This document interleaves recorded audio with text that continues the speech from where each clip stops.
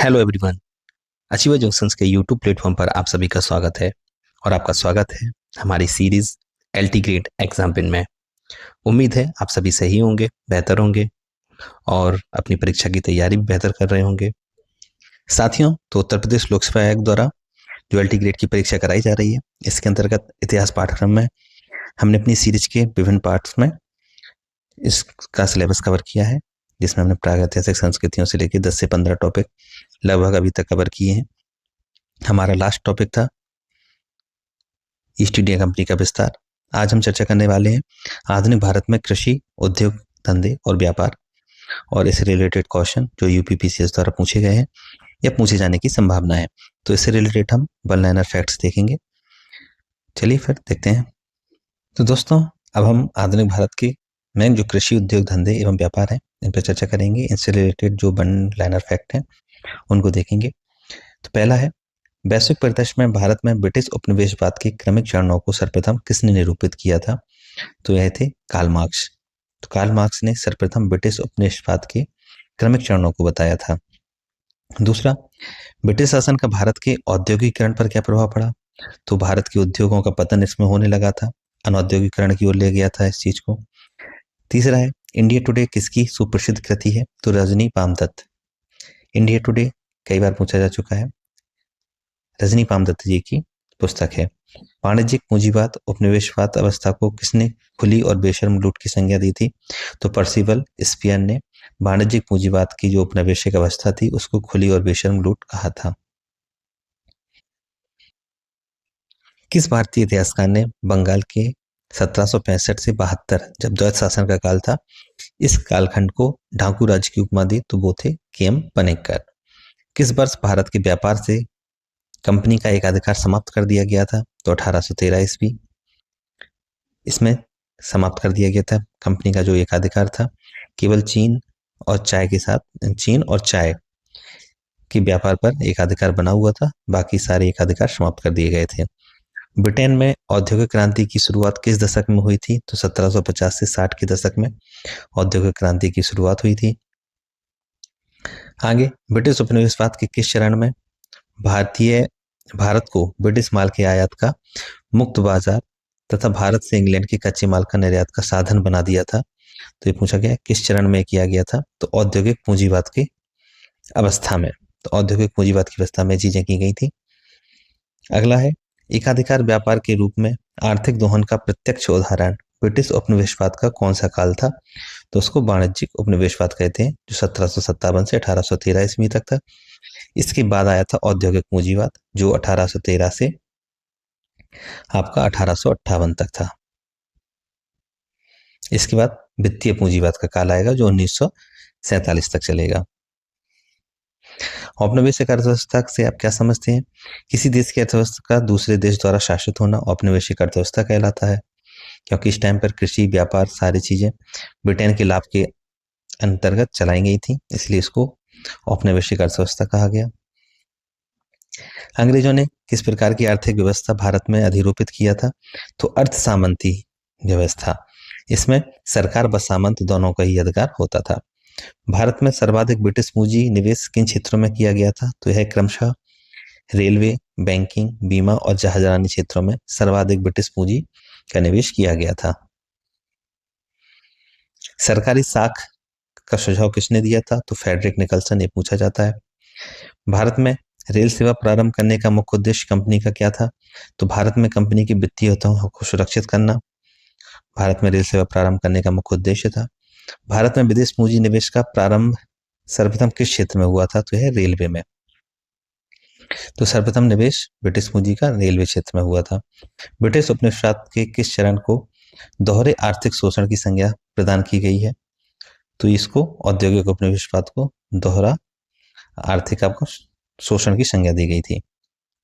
Next, British उपनिवेशवाद के किस चरण में भारत और ब्रिटिश अर्थव्यवस्था को बैंकों, आयात निर्यात संस्थाओं और प्रबंधन संस्थाओं के साथ जोड़ा गया? तो वित्तीय उपनिवेशवाद के काल में, जो 1858 से 1947 तक। तो 3 चरण थे। पहला वाणिज्यिक पूंजीवाद, दूसरा औद्योगिक पूंजीवाद, तीसरा वित्तीय पूंजीवाद। आगे देखेंगे अब, भारतीय मूल के नोबेल पुरस्कार विजेता अर्थशास्त्री प्रोफेसर अमर्त्य सेन आर्थिक विकास के किस रूप में परिभाषित करते हैं? तो उन्होंने आर्थिक विकास को अधिकारिता और क्षमता के विस्तार के रूप में परिभाषित किया है। प्रोफेसर सेन की दृष्टि में अधिकारिता तथा क्षमता का क्या तात्पर्य है? तो जीवन पोषण, आत्मसम्मान और स्वतंत्रता।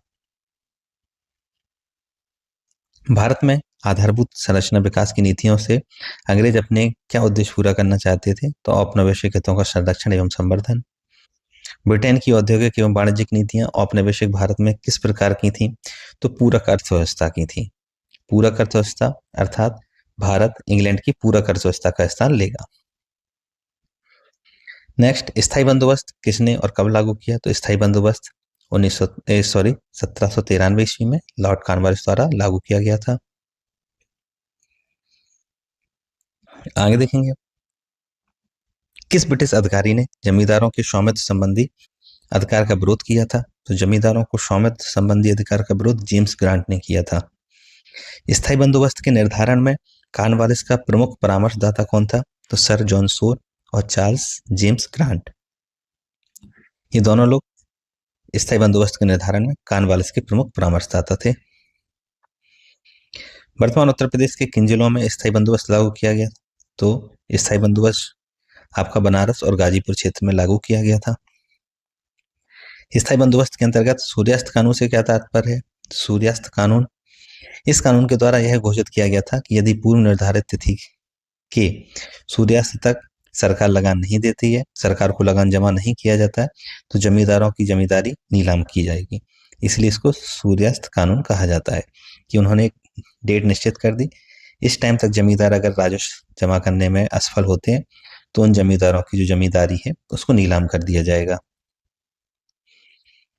नेक्स्ट, अंग्रेजों की भू राजस्व व्यवस्था में किस व्यवस्था के अंतर्गत आधारित भूधृति व्यवस्था का जन्म हुआ? तो इसको स्थायी बंदोबस्त के अंतर्गत यह भूधृति व्यवस्था का जन्म हुआ था। भारत में प्रचलित जमींदारी व्यवस्था किस देश से प्रेरित थी? तो यह इंग्लैंड से प्रेरित थी। ईस्ट इंडिया कंपनी को किस एक्ट के तहत बंगाल में स्थायी भूमि प्रबंधन करने की सलाह दी गई थी? तो यह पिट्स इंडिया एक्ट के तहत। ईस्ट इंडिया कंपनी को किस एक्ट के तहत बंगाल में स्थायी भूमि प्रबंधन की सलाह दी गई थी? तो वह था पिट्स इंडिया एक्ट। नेक्स्ट, किस अधिनियम द्वारा यह व्यवस्था की गई कि जो कृषक भू राजस्व न दे पाए उसे जमींदार उसकी भूमि से बेदखल कर सकता था। 1799 के अधिनियम से जमींदारों को यह अधिकार दिया गया था कि जो कृषक अगर राजस्व देने में विफल होते हैं तो उनकी भूमि नीलाम कर दी जाएगी या भूमि से उनको बेदखल किया जाएगा। नेक्स्ट, कैप्टन रीड तथा टॉमस मुनरो भू राजस्व की किस व्यवस्था के प्रतिपादक थे? तो रैयतवाड़ी व्यवस्था। तो कृषि से रिलेटेड है, तो कैप्टन रीड और टॉमस मुनरो रैयतवाड़ी व्यवस्था से जुड़े हुए थे। आगे देखेंगे, रैयतवाड़ी व्यवस्था में विभिन्न समय और स्थानों पर लगान कितना वसूल किया जाता था? तो 33 से 55% तक। ईस्ट इंडिया कंपनी को उसके वाणिज्यिक कार्यों से किस अधिनियम के द्वारा वंचित कर दिया गया था? तो 1833 के चार्टर एक्ट द्वारा। आगे देखेंगे, रैयत बंदोबस्त किसके साथ किया जाता था? तो सीधा किसानों के द्वारा किया जाता था। किस राजस्व व्यवस्था ने जनता और शासन के मध्य घनिष्ठ संबंधों की स्थापना की? तो रैयतवाड़ी व्यवस्था ने। जनता और शासन के मध्य सीधा कृषक से सीधी वसूली होती थी राजस्व की। इसके अंतर्गत रैयतवाड़ी व्यवस्था बंबई में कब लागू की गई? तो लगभग 1825 की ईस्वी के समथिंग। महालवाड़ी व्यवस्था भू राजस्व व्यवस्था सर्वप्रथम कहाँ लागू की गई?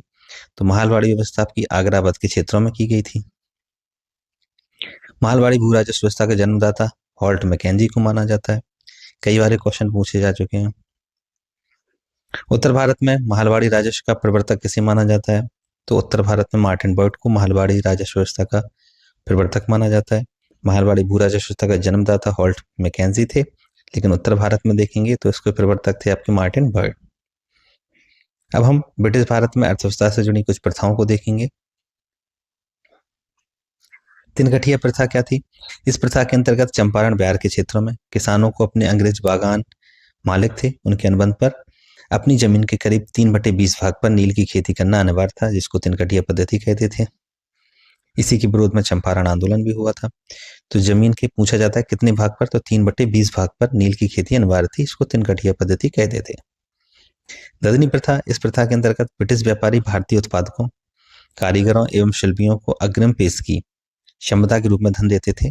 स्टार्टिंग में ये प्रथा थी कि अग्रिम राशि देके उत्पादन कराते थे चीजों का, फिर उसको व्यापार करते थे, तो इसको ददनी प्रथा कहा गया। कंपियाटी प्रथा क्या थी? ये इस प्रथा के अंतर्गत बिहार एवं उड़ीसा में कृषि दास के रूप में खेती करने वाले कुर्मी जाति के लोग अपने मालिकों द्वारा प्राप्त ऋण पर दी जाने वाली ब्याज की राशि के बदले में जीवन भर उनकी सेवा, तो एक तरीके से कृषि दास था। यह बंधुआ मजदूरी के रूप में इसको कंपियाटी प्रथा को देखा जाता है। यह बिहार उड़ीसा में प्रचलित थी। दुबलाहाली प्रथा, दुबलाहाली प्रथा यह सूरत में प्रचलित थी। इस प्रथा के अनुसार दुबलाहाली भूदास अपनी संपत्ति एवं स्वयं का संरक्षण अपने मालिकों को मानते थे, तो भी एक तरीके से बंधुआ मजदूरी टाइप की थी। दुबलाहाली यह सूरत में प्रचलित थी। अब भू राजस्व से संबंधित जो समितियां हैं या आयोग हैं, इनको देखेंगे हम। यहाँ से क्वेश्चन आते हैं। तो पहला है अमीनी समिति 1778, भू राजस्व तथा अकाल से संबंधित है ये। दूसरा मेंटन आयोग, इसकी डेट निश्चित नहीं है कब था, लेकिन ये भी राजस्व के विभिन्न मदों की त्याग की सिफारिश ने की थी। मैक्सवेल ब्लूमफील्ड जांच समिति, बारदौली के भूमि कर पुनर्मूल्यांकन में कमी को उजागर किया था इसने, और भूमि कर में वृद्धि दर को 6.03% करने का सुझाव दिया था। तो बारदौली सत्याग्रह से संबंधित थी ये मैक्सवेल ब्लूमफील्ड समिति 1928 की। नियमर समिति 1936 ईस्वी की थी। केंद्र तथा राज्यों के बीच वित्तीय संबंधों के विषय में सुझाव दिए थे। वहीं फ्लाउड आयोग, ये पूछा जाता है, फ्लाउड आयोग 1940 का था। बटाईदारों की हिस्सेदारी 2/3 निश्चित की थी। बंगाल में तेभागा आंदोलन को प्रेरणा इसी की सिफारिशों से हुई थी। तो ध्यान रखना, जो फ्लाइट आयोग की सिफारिशें थी, इसी के आधार पर तेभागा आंदोलन की नींव डली थी, जिसमें बटाईदारों की हिस्सेदारी 2/3 निश्चित की गई थी। तो फ्लाइट आयोग 1940 का था, ये इंपोर्टेंट है। आगे देखेंगे कमियोटी प्रथा कहाँ प्रचलित थी, तो ऊपर ही पढ़ चुके हैं। कमियोटी प्रथा आपकी बिहार उड़ीसा में थी। पन्नीहाल या हाली कौन थे? बंधुआ खेत मजदूर थे ये। अमीनी समिति का संबंध भू राजस्व और अकाल से, जो ऊपर भी देखा हमने। 1928 बनाया गया सहाय्य आयोग किससे संबंधित था, तो कृषि से। 1928 का सहाय्य आयोग कृषि से संबंधित था। ददनी प्रथा किससे संबंधित थी? कृषक वर्ग एवं दस्तकारों से, जो ऊपर हम देख चुके हैं अभी। ब्रिटिश शासन के अधीन आधुनिक औद्योगिक विकास के विभिन्न पहलुओं का विश्लेषण किस भारतीय द्वारा किया गया था, तो महादेव गोविंद रानडे द्वारा सर्वप्रथम औद्योगिक विकास के विभिन्न पहलुओं का विश्लेषण किया गया। प्रॉस्पेरस ब्रिटिश इंडिया किसकी कृति है, तो यह विलियम डिग्बी की कृति है, पुस्तक है उनकी। The land system of British India किस विद्वान की कृति है, तो यह है BH Baden Powell. The land system of British India, तो 2 बुक हैं, इंपॉर्टेंट है, प्रॉस्पेरस ब्रिटिश इंडिया और the land system of the British India. इसके हैं आपके William Digby. The land system of British India के हैं BH बैडेन पावेल। दादा भाई नौरोजी ने धन निकासन को कौन सी संज्ञा प्रदान की? अनिष्टों का अनिष्ट कहा इसे।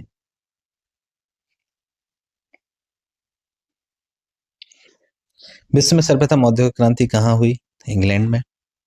कौन सा विद्रोह बंगाल में अकाल की प्रतिक्रिया स्वरूप हुआ था, तो ये सन्यासी विद्रोह था। किस वर्ष अकाल में प्रथम बार दरिद्रशालाओं का प्रयोग राहत कार्यों के लिए किया गया था, तो 1860-61 में दिल्ली और आगरा के मध्य क्षेत्र में दरिद्रशालाओं का प्रयोग किया गया था। किस अकाल आयोग ने प्रत्येक प्रांत में अकाल कोष की स्थापना को सुझाव दिया था, तो स्ट्रेची आयोग, ये पूछा जाता है। स्ट्रेची आयोग 1880 में बना था। इसकी सिफारिश पर ही अकाल कोष की स्थापना का सुझाव दिया गया था और 1883 में अकाल कोष का निर्माण भी किया गया था। आगे 19वीं शताब्दी का सर्वाधिक जानमाल की हानि वाला अकाल कौन सा था, तो 1876-78 का था ये।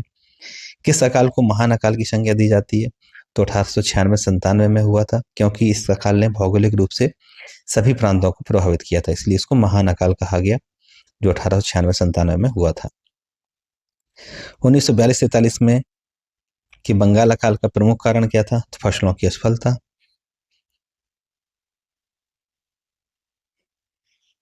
प्रथम अकाल आयोग किसके समय में गठित किया गया था? तो लॉर्ड लेटन के समय में प्रथम अकाल आयोग गठित किया गया था। किस अकाल आयोग ने दुर्भिक्ष आयुक्त की नियुक्ति की सिफारिश की थी? तो मैकडोनाल्ड। ये वन लाइनर क्वेश्चन आते हैं तो इनको जरूर ध्यान रखें कि किस अकाल आयोग ने दुर्भिक्ष आयुक्त की नियुक्ति की सिफारिश की थी? तो मैकडोनाल्ड आयोग ने की थी। आगे देखेंगे 1943 में आए भयंकर बंगाल अकाल का कारण किस अनाज का उत्पादन कम होना माना जाता था? तो धान का। नेक्स्ट, हमारी व्यवस्था बहुत कुछ स्पंज की तरह कार्य करती है। उसके अंदर गंगा तट से सारी अच्छी चीजें को सोख लिया जाता है और टेम्स नदी के किनारे उसे निचोड़ दिया जाता है। यह कथन था जॉन सुलिवन का। तो ये भी पूछा जाता है। किस आयोग ने धन संपत्ति के दोहन के मामले को लेकर दादा भाई नौरोजी से प्रश्न किया था? तो बेल्वी आयोग ने ये प्रश्न किया था। किससे? दादा भाई नौरोजी से। ब्रिटिश शासन भारत से निकलने वाला खून का एक दरिया है। किसका कथन है? दादा भाई नौरोजी का। ब्रिटिश शासन काल में संपत्ति दोहन का सर्वाधिक महत्वपूर्ण स्रोत कौन सा है? तो सर्वाधिक महत्वपूर्ण स्रोत था संपत्ति दोहन का होम चार्जेस या गृह कर। औपनिवेशिक शासन के दौरान भारतीयों द्वारा किए गए राष्ट्रीय आय तथा प्रति व्यक्ति आय के आकलनों में सर्वाधिक महत्वपूर्ण विषय माना जाता है? तो डॉक्टर BKRB राव के आकलन सबसे इंपोर्टेंट है इसमें। भारत में प्रति व्यक्ति आय का अनुमान दादा भाई नौरोजी ने कितना लगाया था? तो 1867-68 में देखें तो 20 रुपए प्रति वर्ष प्रति व्यक्ति आय थी उस टाइम पे। स्वतंत्रता पूर्व संध्या अर्थात 1944-46 के मध्य कुल राष्ट्रीय आय तथा प्रति व्यक्ति आय कितनी थी? तो कुल राष्ट्रीय आय देखें स्वतंत्रता के समय तो 4931 करोड़ और प्रति व्यक्ति आय 204 रुपए प्रति वर्ष। अंग्रेजों के समय भारत की आर्थिक दोहन के सिद्धांत का प्रतिपादन दादा भाई नौरोजी ने किया था। Poverty and the un-British rule in India नामक पुस्तक के लेखक दादा भाई नौरोजी हैं। लिबरल पार्टी की टिकट पर ब्रिटिश हाउस ऑफ कॉमन्स के लिए 1992 में चुने जाने वाले पहले भारतीय कौन थे? तो ये भी दादा भाई नौरोजी थे। दादा भाई नौरोजी की धन निकासन संबंधी सिद्धांत पर कौन विश्वास नहीं करता था? तो सर सैयद अहमद खान को विश्वास नहीं था इसमें। इस टाइप से वन लाइनर क्वेश्चन आयोग द्वारा पूछे गए हैं ये सब। ब्रिटिश आर्थिक नीति को किसने चिनगारी माना था? तो कार्ल मार्क्स ने। वहीं भारत की आर्थिक इतिहास पर लिखी प्रथम पुस्तक का नाम क्या था? तो economic history of India. RC Dutt की किताब है ये, economic history of India. Bharat के आर्थिक इतिहास पर लिखी प्रथम पुस्तक है। तो ये भी कई बार पूछी जा चुकी है। दादा भाई नौरोजी की प्रमुख पुस्तकें देखेंगे तो पहला poverty and un-British rule in India 1867, the wants and means of India 1870, on the commerce of India 1867। राष्ट्रीय आय का प्रथम वैज्ञानिक आकलन डॉक्टर BKRB राव ने किया था। ये ध्यान रखिएगा, भारत में जो राष्ट्रीय आय का प्रथम वैज्ञानिक आकलन है वो डॉक्टर BKRB राव ने किया था। आगे देखेंगे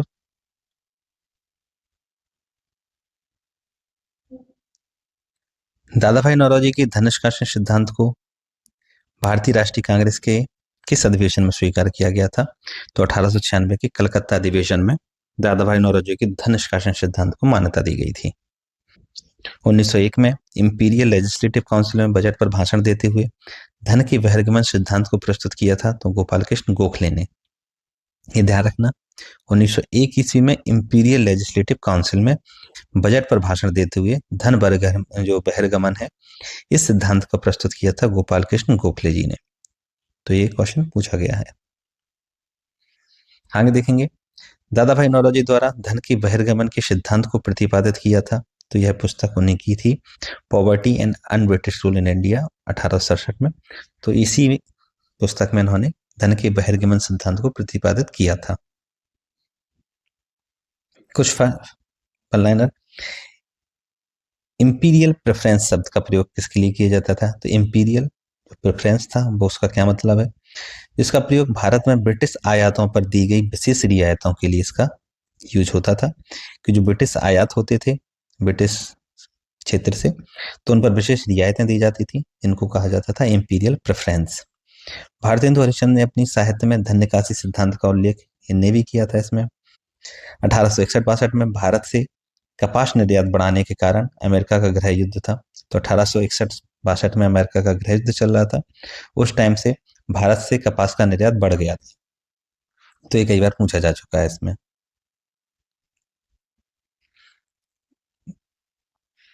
पहला चाय बागान कहाँ लगाया गया था? तो असम में 1835 ईस्वी में। सूती कपड़ों पर आयात कर किसके द्वारा घटाया गया था? लॉर्ड लिटन के द्वारा। भारतीय इतिहास का सबसे भयंकर अकाल कब पड़ा था? तो 1876-78 में। मद्रास, मैसूर, हैदराबाद, महाराष्ट्र, संयुक्त प्रांत तो भारत के व्यापक क्षेत्र में फैला हुआ था।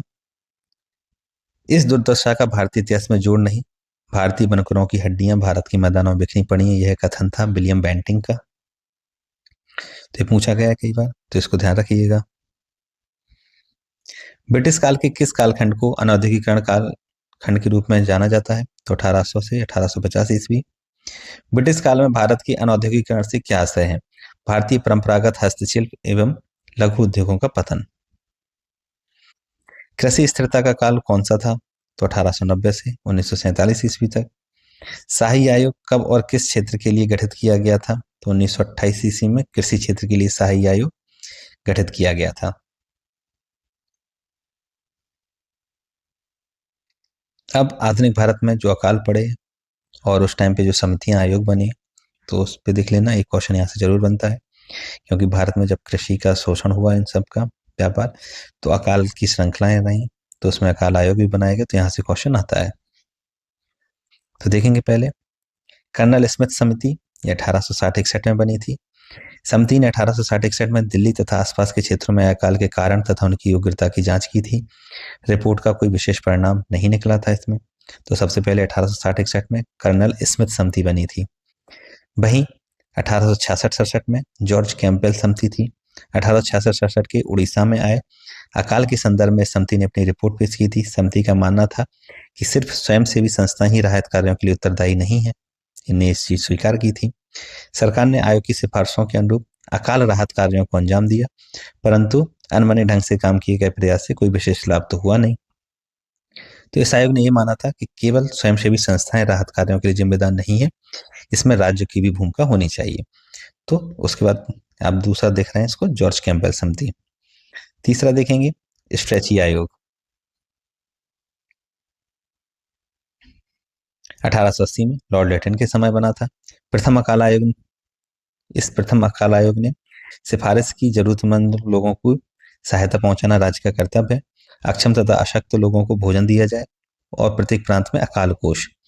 तो यही चीज पूछी जाती है कि किसने अकाल कोष की सिफारिश की थी? तो स्ट्रेची आयोग 1880 लॉर्ड लिटन के काल में थी।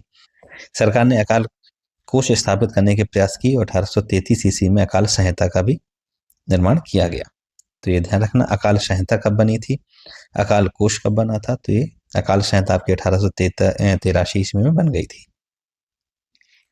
नेक्स्ट है लॉयल आयोग, लॉर्ड एल्गिन द्वितीय के काल में बना था 1897 में। 1896-97 ईस्वी के महान अकाल के संदर्भ में इस आयोग ने स्ट्रेची आयोग की सिफारिशों से सहमति प्रकट की तथा उसमें लचीलापन लाने की दृष्टि से कुछ परिवर्तन किए। आयोग की सिफारिशें मान ली गई थी। उसके बाद सर एंटनी मैकडोनाल्ड आयोग 1900 में बना था। आयोग ने 1901 ईस्वी में सिफारिश की कि अकाल सहायता और अनुदान में दी गई सहायता पर आवश्यकता से अधिक बल दिया गया है। इसने नैतिक नीति तथा ग्राम स्तर के कार्यों को प्राथमिकता दी थी। इन सिफारिशों के आधार पर आगे अकाल सहायता नीति निर्धारित हुई। तो अकाल की जो नीति बनी थी वो मैकडोनाल्ड आयोग की सिफारिशों पर आधारित थी। फिर उसके बाद सीधा 1945 में जॉन बुडेनहेन आयोग बना था, वुडहेड। 1945 ईस्वी में अकाल की जांच के लिए सर जॉन वुडहेड की अध्यक्षता में एक अकाल जांच कमीशन बैठाया गया था। तो आप देख सकते हैं, इनका याद रखना जोड़ियों में पूछ सकता है या इनका कालक्रम पूछा जा सकता है, अकाल समिति और आयोग।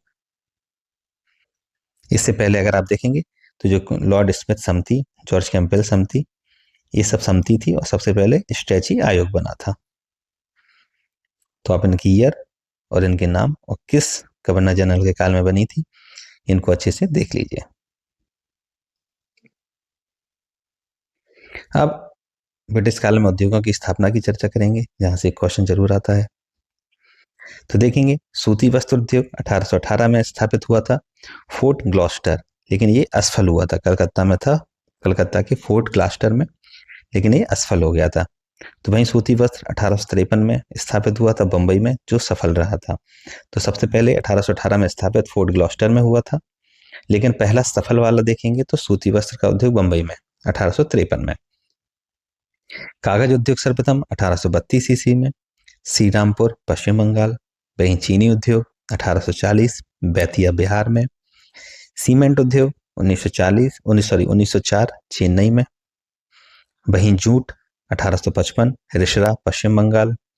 लोह इस्पात देखेंगे तो 1870 कुल्टी पश्चिम बंगाल में। ऊनी वस्त्र 1876 कानपुर में। कृत्रिम रेशा रेयन 1920 त्रावणकोर केरल में। एल्यूमिनियम 1937 जेके नगर पश्चिम बंगाल में। तो आप देख लीजिए, कई बार वन लाइनर में भी पूछ लिया जाता है कि चीनी उद्योग सर्वप्रथम कब लगा था, कहाँ लगा था, या जोड़ी के रूप में भी इसमें पूछा जा सकता है, और या कालक्रम भी मिलवा सकते हैं। तो सब चीजों में आपको ये चीज याद रख लेनी चाहिए। कुछ और वन लाइनर फैक्ट देखेंगे। भारत में चाय उद्योग का विकास 1850 ईस्वी के पश्चात हुआ था। ब्रिटिश काल में भारत में चीन से मुख्यतः चाय का आयात किया जाता था। विदेशी पूंजीपति भारतीय उद्योग की ओर आकृष्ट इसलिए हुए कि यहाँ श्रम बहुत सस्ता था, कच्चे माल की बहुत आसानी से और बहुत कम मूल्य पर उपलब्ध हो जाता था। भारतीय उत्पादों की पूरे संसार में काफी मांग भी थी। लंकाशायर की सूती वस्त्रों का भारत में पहली बार प्रचलन 1815 ईस्वी में हुआ था, क्योंकि 1813 से भी औद्योगिकरण की नीति के तहत भारत से कच्चा माल ज्यादा भेजा जाने लगा था, और जो लंकाशायर में सूती वस्त्र बन रहे थे कारखानों में, तो वहां से सूती वस्त्र भारत की ओर आने लगे थे। हॉलैंड ने भारतीय कपड़ों के आयात पर भारी चुंगी लगाई थी, किंतु आयात पर रोक नहीं लगाई थी। तो ये ध्यान रखना, कभी कभी कूट में क्वेश्चन पूछ ले जाते हैं। ब्रिटिश सरकार की नीतियों के परिणाम स्वरूप भारतीय कृषक वर्ग की निर्धनता का मुख्य कारण ब्रिटिश शासन की अधिकतम काल तक कृषक वर्ग पर अधिक कर लगाना था। 1925 ईस्वी में भारतीय रेल बजट को सामान्य बजट से अलग करने की सिफारिश एक वर्ष समिति, कई बार क्वेश्चन पूछा गया है, इनने की थी। प्लासी युद्ध के पूर्व भारत में उदीयमान मध्यम वर्ग का गठन बाहरी व्यापारियों से हुआ था। बंगाल में कंपनी के प्रभुत्व की स्थापना के दौर में भारत में लगभग 900 प्रकार के सिक्के प्रचलित थे, इसे ध्यान रखना। बैंक ऑफ बंगाल की स्थापना 1808 ईस्वी में हुई थी। भारतीय राष्ट्रीय ट्रेड यूनियन कांग्रेस की स्थापना वल्लभ भाई पटेल ने की थी। बम्बई पोस्टल यूनियन की स्थापना 1907 ईस्वी में हुई थी। भारत का पहला श्रमिक संघ बम्बई हैंडमिल एसोसिएशन था, 1884 में स्थापित हुआ था जो। तो इस टाइप की वन लाइनर फैक्ट भी देख लें। भारत में आधुनिक उद्योगों का प्रारंभ 1850 ईस्वी में हुआ था। ये क्वेश्चन पूछा जाता है, बम्बई मिल हैंड एसोसिएशन कब बना था, तो 1884 में।